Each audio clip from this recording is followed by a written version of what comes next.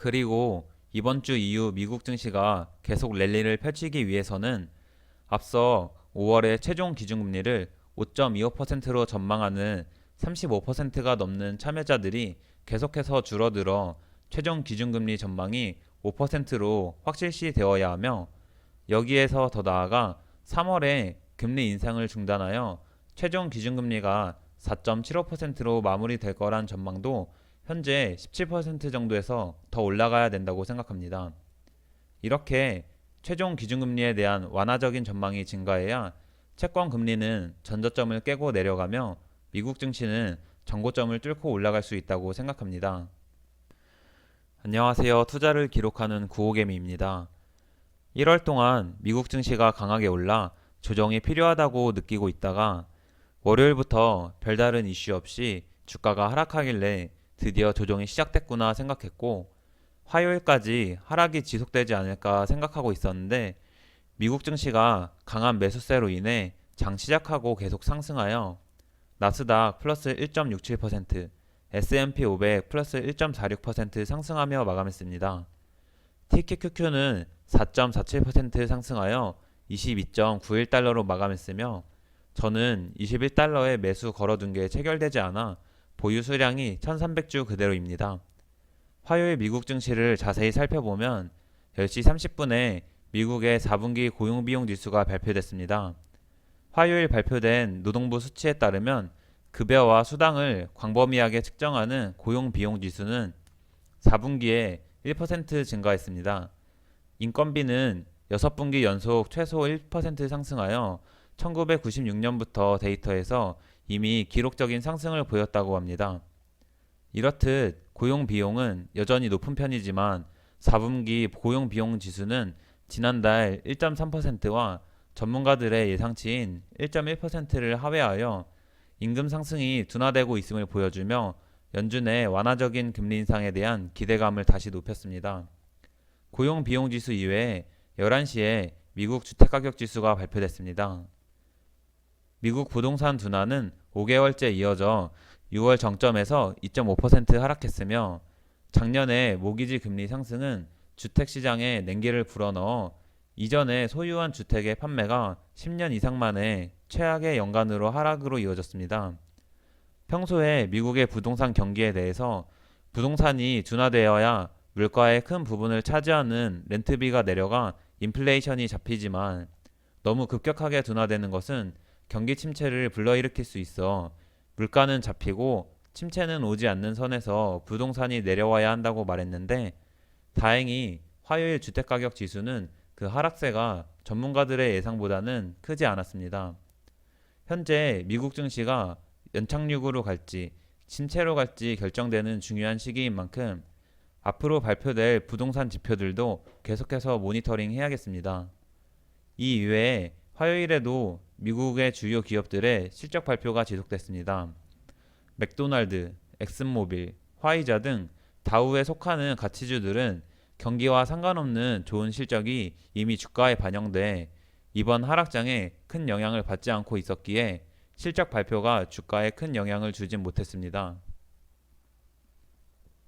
한편 이번 하락장에 크게 하락했던 GM이 실적 서프라이즈와 함께 전기차 시장에 대해 긍정적인 가이던스를 발표함에 따라 주가가 8% 넘게 상승했습니다. 또한 지난 인텔의 어닝 쇼크로 인해 반도체 섹터에 암울한 실적 전망이 가득했지만 AMD는 매출과 EPS 모두 예상치를 상회하여 좋은 실적을 발표했고 주가는 4% 가까이 상승했습니다. 다만 전체적인 반도체 시장의 올해 1, 2분기 실적 전망이 그리 밝지 않기에 AMD의 가이던스 또한 그리 긍정적이지 않았지만, 반도체 섹터는 특히 선반영을 훨씬 빨리 하기에 이런 암울한 전망은 이미 작년 4분기에 주가에 반영됐다고 생각하기에 큰 걱정은 하지 않습니다. 앞서 말한 기업들보다는 시가총액이 훨씬 작은 기업이지만 스냅이란 기업의 실적도 주목해야 됩니다. 스냅은 미국의 대표적인 SNS 기업 중 하나로 시장 참여자들은 스냅의 광고 매출은 페이스북, 구글 등 주요 빅테크들의 광고 매출에 대한 선행 지표로 보고 있습니다. 그리고 화요일 발표된 스냅의 작년 4분기 실적은 대체적으로 예상치와 부합하게 나왔지만 기업들의 광고 지출 축소로 인해 1분기 광고 매출 가이던스가 안 좋게 나오자 장 마감 후 시간의 거래에서 15% 넘게 하락하고 있으며 이는 구글과 메타에도 좋지 않은 영향을 끼치고 있습니다. 오늘 메타에 이어 내일 구글의 실적이 발표되는데 광고 매출이 전체 매출의 큰 비중을 차지하는 두 기업의 실적은 잘 나오길 바라야겠습니다. 채권 시장을 살펴보면 최근 강한 흐름을 보이던 10년물 국채 금리는 단기적인 조정이 나와 3.5%까지 하락했으며 2년물 국채 금리 또한 완화적인 금리 인상 전망이 늘자 하락하여 4.2%까지 내려왔습니다. 오늘 새벽 드디어 FOMC 회의가 끝나고 파월의 기자회견이 있습니다. 이번 FOMC 회의에서 25bp 인상하는 것은 기정사실화돼 있어 시장 참여자들은 앞으로 언제까지 금리 인상을 진행할지, 최종 기준금리가 4.75%인지 5%인지를 주목하고 있습니다. 그리고 현재는 16% 정도 되는 시장 참여자들이 3월부터 금리 인상을 중단해 최종 기준금리가 4.75%일 거라고 전망하고 있으며 나머지 80%가 넘는 시장 참여자들은 3월에도 25bp 인상하여 5%까지 최종 기준금리를 올릴 것이라고 전망하고 있습니다. 그리고 그 이후로는 50%가 넘는 시장 참여자들이 5월에는 금리 인상을 중단하여 최종 기준금리가 5%에서 마무리될 거라고 전망하지만 35% 정도로 적지 않은 시장 참여자들은 5월에도 기준금리가 25bp 인상하여 최종 기준금리를 5.25%로 전망하고 있습니다. 오늘 FOMC 회의 이후 파월의 기자회견이 있고 목요일 빅테크 실적 발표와 금요일까지 계속 발표되는 고용지표까지 이번 주 또한 상당한 변동성이 예고돼 있습니다. 조정이 이어질 거라 생각했던 화요일 미국 증시는 기업들의 양호한 실적 발표와 예상보다는 괜찮게 나온 고용비용지수, 주택가격지수를 명분으로 예상 외에 강한 흐름을 보였지만 저는 여전히 조정이 더 나오며 개미들을 흔드는 모습이 필요하다고 생각합니다.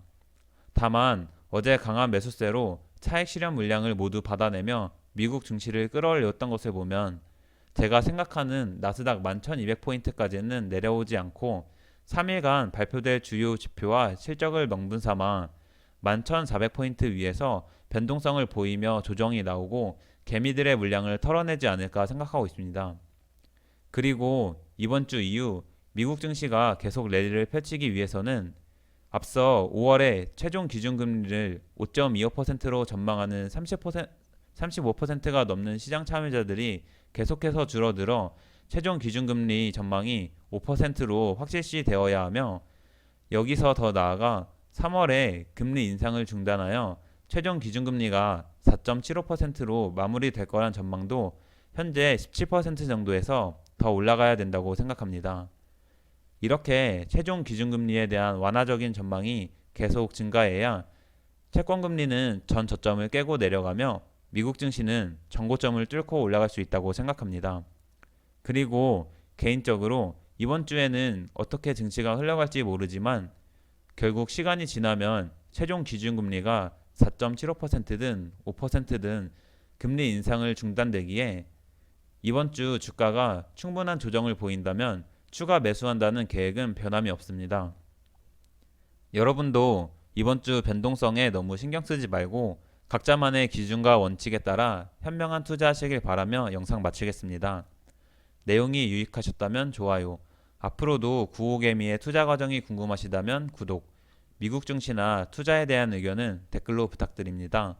영상 시청해주셔서 감사합니다.